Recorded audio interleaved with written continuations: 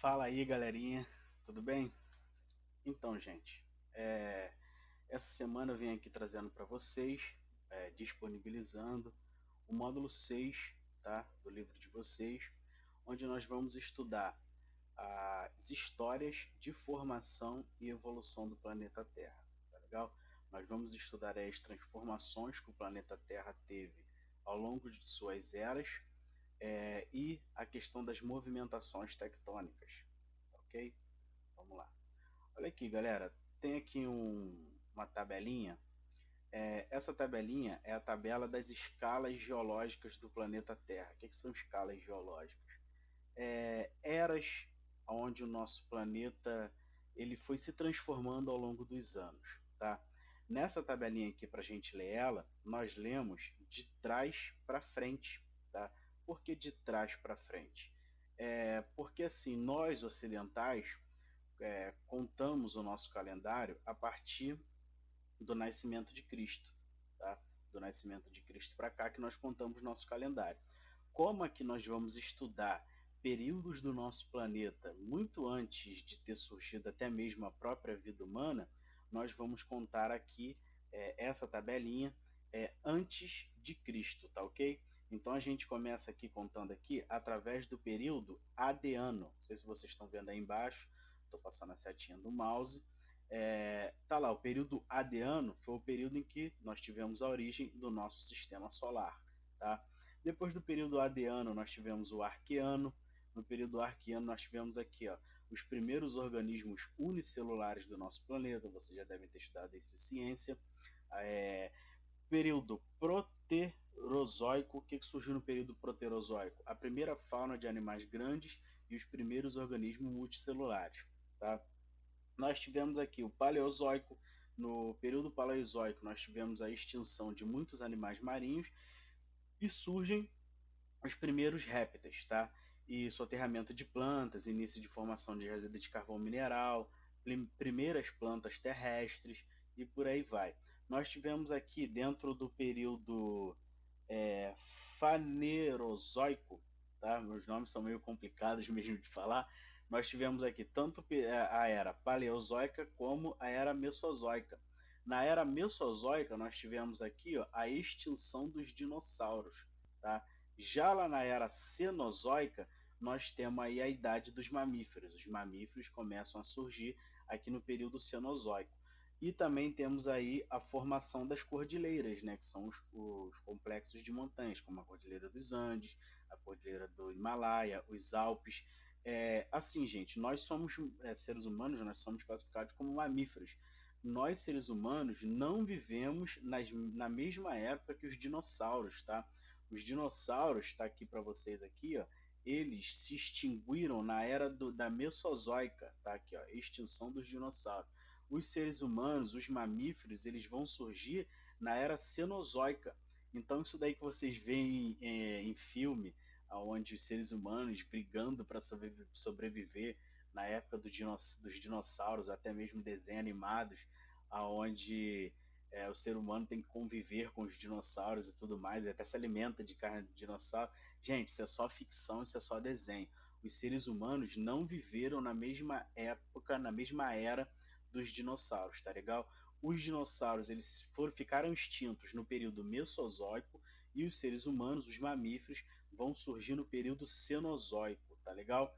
Então, assim, além das eras, tem os períodos ali do lado, vocês podem ver, e dentro desses períodos aí surgiram exatamente isso que a gente acabou de falar ali nos eventos geológicos, tem as épocas e os milhões de anos aí de formas aproximadas para vocês estudarem, tá ok? Então, gente, lembrando que essa tabelinha nós lemos ela de trás para frente, ou seja, começamos a ler no período Adeano e vamos aí até o período Cenozoico, tá ok? Galera, outra coisa que o livro traz aqui é a Pangeia e a deriva continental. O que é a Pangeia, gente? Vocês podem ver aqui no mapinha, que está aqui, ó, 225 milhões de anos AP. O que significa esse AP? Aproximadamente, tá? Então, o que acontece? Vocês podem ver aqui que tem 5 mapas aí na tela, tá? E o primeiro mapa é a Pangeia, depois esse mapa vai se abrindo, vai dando ali a Laurásia, a Gondwana Line, de nome estranho, não sei falar inglês, tá legal? É, vem o período Jurássico, depois vem ali o Cretáceo, e aqui o presente, como as placas tectônicas se encontram hoje, tá? Então, gente, o que nos interessa falar aqui agora é a Pangeia. O que é a Pangeia? Há milhares de anos atrás, vocês estão vendo aí no mapinha, aproximadamente 225 milhões de anos atrás, todos os continentes formavam uma única massa territorial. Essa única massa territorial foi chamada aí por um estudioso chamado Alfred Wegener de Pangeia, tá? E com o tempo, essa Pangeia, que era essa única massa territorial continental que existia no planeta, ela foi se separando e essa separação dessa massa continental que se chamava Pangeia é chamado de deriva continental. O que é deriva continental? Os continentes estão se separando, tá? Eles estão à deriva em cima dos oceanos, tá legal? Então, assim, o que a gente vai estudar agora para frente aqui? Como que se deu essa separação dos continentes, tá? Galera, até hoje, na nossa época, na nossa era, os continentes continuam se separando, tá?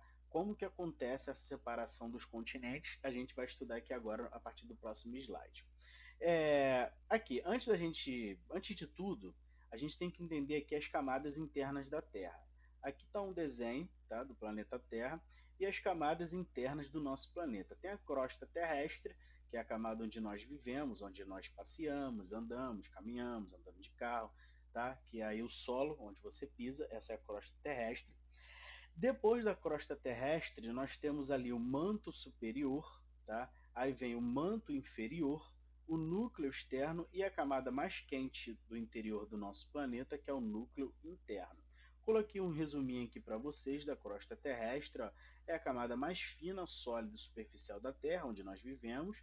Manto superior é a camada mais rígida, chegando a temperaturas de até 600 graus Celsius. Lembrando para vocês que quando vocês botam a água para ferver, a mãe de vocês vai fazer um macarrão, qualquer coisa, o ponto de ebulição da água é 100 graus Celsius. Então, assim, a água está pelando. Imagine 600 graus Celsius. É 6 vezes mais esse pelar aí que a água causa ao ser fervida, tá? Tem o manto inferior, podendo atingir lá 1.300 graus Celsius, e o núcleo externo, tá? Que é a parte aí um pouco mais líquida, onde essa parte rochosa do planeta já começa a se tornar líquida, né, já dando origem aí ao magma, tá? A temperatura pode atingir até 3.500 graus Celsius, tá? E temos também aí o núcleo interno, que é a parte mais denso, com temperaturas chegando aí a 6.500 graus Celsius. Ou seja, gente, o que causa com que o interior do planeta Terra seja muito quente? Gente, no interior do nosso planeta nós temos ali diversos gases que estão acumulados desde a época de formação do período da formação do nosso planeta. E esses gases, em sua maioria, são gases quentes, tá? Tanto que quando a placa tectônica se movimenta e ocorre uma fenda, tá, nessa placa, esses gases, por serem quentes, eles são leves e eles estão lá retidos há milhares de anos, eles vão escapar, o gás leve ele sobe, tá? E junto com ele vai trazer o magma, que é aí a formação ou a origem de algum vulcão, tá ok? Então vamos olhar aqui, ó. Aqui nessa imagem só tem uma imagem de movimentação magmática, o magma se movimentando no interior do nosso planeta.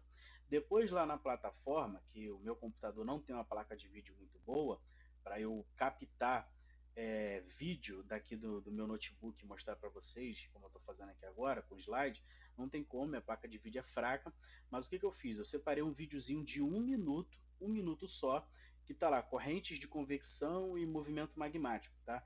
Aí eu vou disponibilizar lá na plataforma para vocês e vocês vão conseguir ver como que ocorre essa movimentação das placas tectônicas, que nada mais é do que a circulação de gases quentes e gases frios no interior do nosso planeta, que vai atuar em cima aqui da crosta terrestre onde nós estamos. Isso é chamado de correntes de convecção, tá? Graças a essa corrente de convecção, que é essa circulação desses gases frios e quentes no interior do nosso planeta, que as placas tectônicas irão se movimentar. Então depois dá uma olhadinha lá na plataforma, não esquece de dar uma olhadinha no vídeo não, o vídeo tem no máximo 1 minuto e vocês lá vão entender de forma mais didática como aí as placas tectônicas se movem, tá legal? Gente, então, eu estou dizendo aqui para vocês a todo momento que as placas tectônicas se movem e... Pô, tem uma mosca aqui enchendo o saco, cara. Caraca, e quando não é o vizinho são as moscas. Então, como eu estava dizendo, as placas tectônicas se movem e cada movimento desse da placa tectônica tem um nome, tá? Um é o movimento convergente, tem um desenhozinho aqui embaixo, vou passar o cursorzinho do mouse aqui para vocês verem, cursorzinho é a setinha, tá? Movimento convergente. O que é o movimento convergente? As placas tectônicas elas se movem para o mesmo lado. Isso vai causar um impacto no centro, no meio ali. Tá? Então, esse movimento convergente que vai dar a formação de cadeias montanhosas. Conforme as placas tectônicas se movimentam, se chocando no meio, isso dá uma elevação ali por causa da pressão, isso dá uma elevação no meio, que vai fazer com que o relevo ele esteja sempre se transformando e essas cadeias montanhosas elas estejam sempre subindo, tá? Se você pegar o Himalaia e aqui a Cordilheira dos Andes na América do Sul, elas crescem aí em torno de 1 centímetro ao ano. Por quê? Porque a parte da placa tectônica que elas estão é uma parte onde está sendo ali realizado o movimento convergente, ou seja, é o movimento de choque das placas tectônicas, tá ok? Um outro movimento que ocorre aí também é o movimento divergente.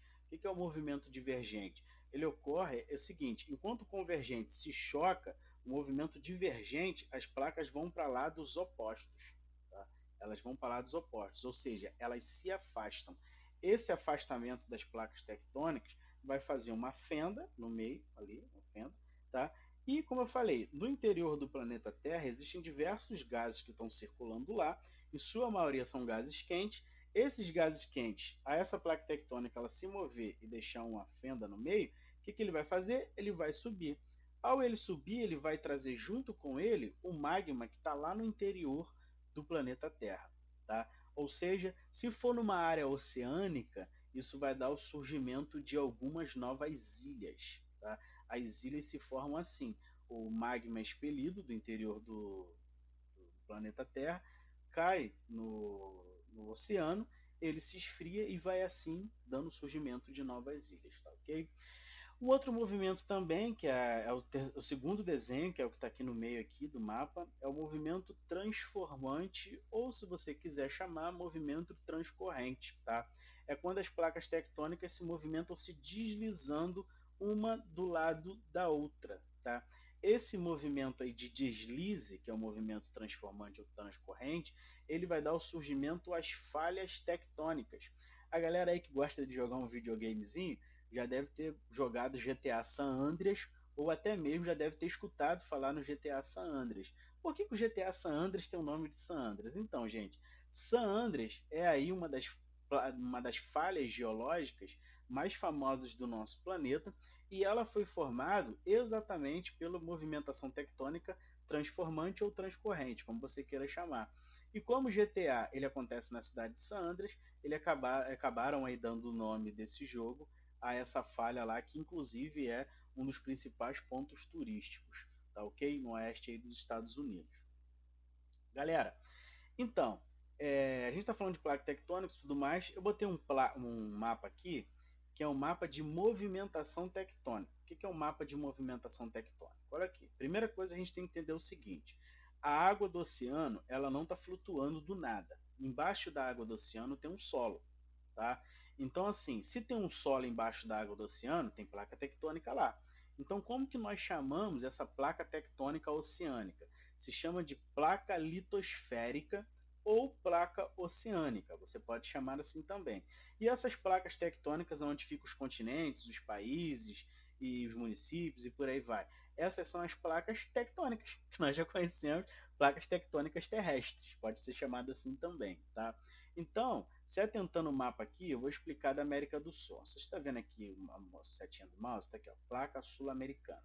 Vocês podem observar que aqui onde está o Brasil está mais ou menos aqui nessa pontinha aqui da placa sul-americana, O Brasil está numa área em que a nossa placa tectônica ela não se choca com nenhuma outra, ou seja, tu não tem nenhuma placa terrestre que se choca com a gente, tá? E ao mesmo tempo as placas oceânicas aqui, ó, elas não se chocam, ou seja, não existe o choque com a única placa próxima a gente, que é a placa africana. A placa africana ela está indo para o lado direito e a placa sul-americana está indo para o lado esquerdo. Ou seja, estão indo para lados opostos. Aqui é um movimento divergente.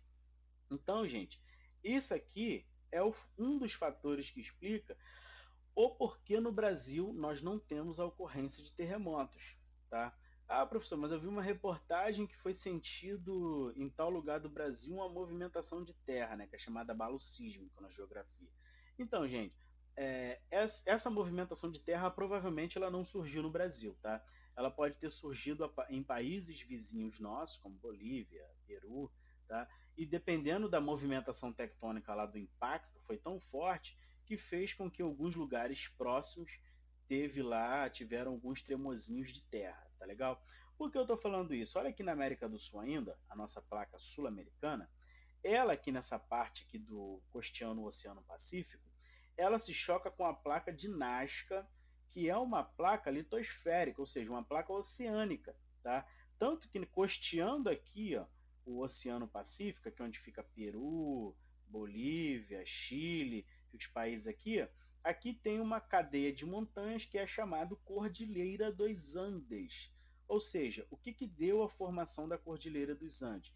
A movimentação dessas duas placas tectônicas, que é a placa de Nazca com a placa sul-americana, ou seja, essas duas placas elas se movem se chocando, ou seja, acontece aí o movimento convergente, tá tranquilo?